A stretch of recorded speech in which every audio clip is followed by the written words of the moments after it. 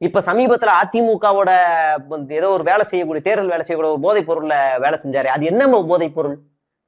நீங்க கஞ்சாவை விட 100 அதிகமாக பயன்படுத்தக்கூடிய போதைப் பொருள் மெத்தமைன், மெத்துன்ற மோசமான போதைப் பொருள் குஜராத்ல இருந்து இறங்குறேன். அதை பத்தி ஏன் பெருசா பேசல அப்படின்றதெல்லாம் நம்ம விவாதிக்க வேண்டியிருக்கு.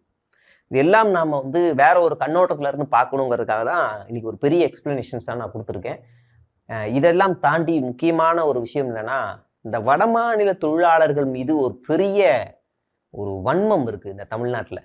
அதை கிளப்புனது சீமான் மாதிரியான ஒரு ஒரு ஆகா ஒளிகள். சேர்த்து சொன்னா கெட்ட வார்த்தை, அதனால தலையை சொல்றேன். ஆகா ஒளிகள்.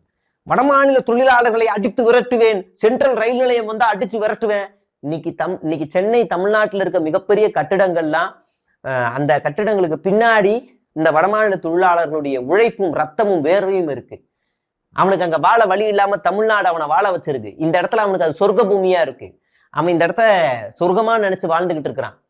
அவனோட ஒட்டுமொத்த என்ஜாய்மெண்ட்டே அவனை எங்க பாப்பீங்கன்னா பெசன் நகர்லயும் மெரினாவிலையும் மட்டும்தான் பாப்பீங்க. தாண்டி அவனை நீங்க பெரிய பெரிய மால்லையோ பெரிய பெரிய இடங்கள்லயோ அவனை பார்க்க மாட்டீங்க. அவனுக்கு அவ்வளவுதான்.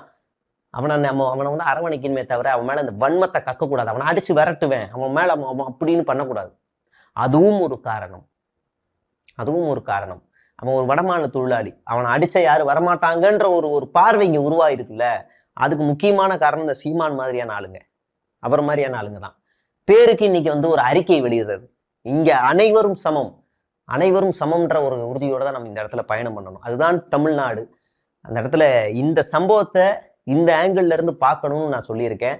இந்த தவறு செய்யக்கூடிய சிறுவர்களை வெறுத்து ஒதுக்கிடக்கூடாது, அவங்கள திருத்தி நல்வழிப்படுத்தணும். அதுக்கு என்ன மாற்று வழியோ, இந்த சம்பவம் இனிமே நடக்கக்கூடாது, அதுக்கு என்ன வழியோ அதை மட்டும்தான் நாம் சிந்திக்கணும். அதுதான் ஒரு ஆரோக்கியமான வளர்ச்சியா இருக்கும். தமிழ்நாட்டுக்கும் அதுதான் ஆரோக்கியமான ஒரு வளர்ச்சியா இருக்கும்னு சொல்லி முடிச்சுக்கிறேன்.